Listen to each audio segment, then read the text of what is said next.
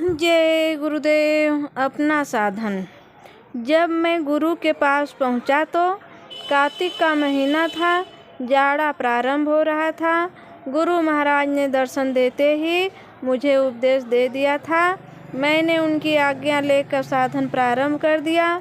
जिस दिन से साधन शुरू किया उसी दिन से चित्त की चंचलता अधिक शुरू हो गई, परंतु गुरु से अर्ज करता रहता था कि मेरा चित्त स्थिर नहीं रहता है। वक्त साधन के समय भागता रहता है। गुरु समझाते थे कि साधन के समय तुम हमारे रूप का दर्शन कर लिया करो और जब मन ना माने तो रोया करो। जब साधन में चित्त, मन और इंद्रियां चलायमान हो जाती थी तो मैं गुरु के देह स्वरूप आकार को ध्यान में लाता था। जब गुरु का आकार सामने आता था तो उस वक्त मन चित्त रुक जाया करता था और किसी जगह नहीं भागता था। जब चित्त मन एक जगह रुक गया तो भजन करते समय शब्द, घंटा, शंख और ऊपर की धुन सुनाई देती थी। धुन सुनने से बहुत आनंद आता था। मालूम होता था कि मैं गर्मी से सर्दी में आ गया हूँ और यह सर्दी अधिक शीतलता देने वाली है।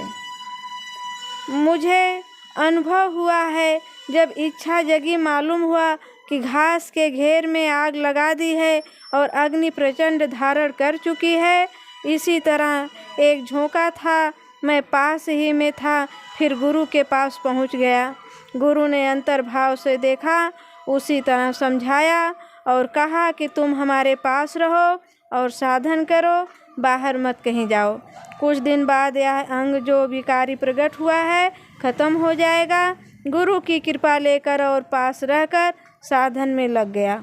कुछ दिन बाद इंद्रियों का अंग चला गया और गुरु बहुत प्रिय सत्संगी हितकर मालूम होने लगे। अंतर में लगातार भजन करने की इच्छा जाग गई और साधन में लग गया। साधन करते वक्त जो पर्दा आ गया था और चंचलता बढ़ गई थी, मन चित्त बुद्धि मलिन हो गए थे, वह साफ होने लगे। साधन समय में प्रकाश साफ फिर होने लगा और कुछ आवाज़ें सुनाई देने लगी। मालूम होता है कि आवाज़ से मकान गूंजने लगा और आवाज़ सुनकर बहुत अच्छा लगता है।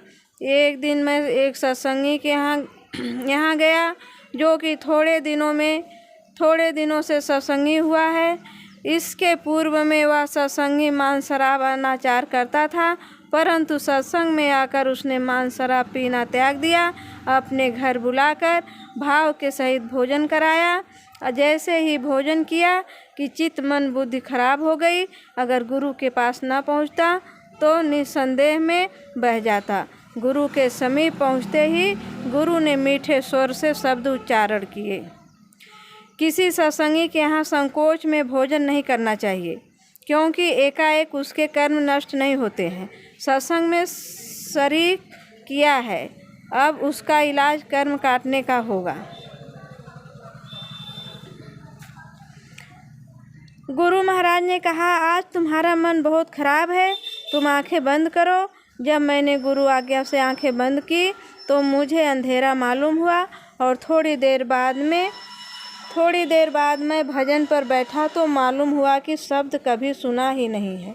दोनों दयाओं से मैं खाली रह गया। मुझे बड़ा अफसोस हुआ कि मैंने अपना पैदा किया हुआ धन खो दिया।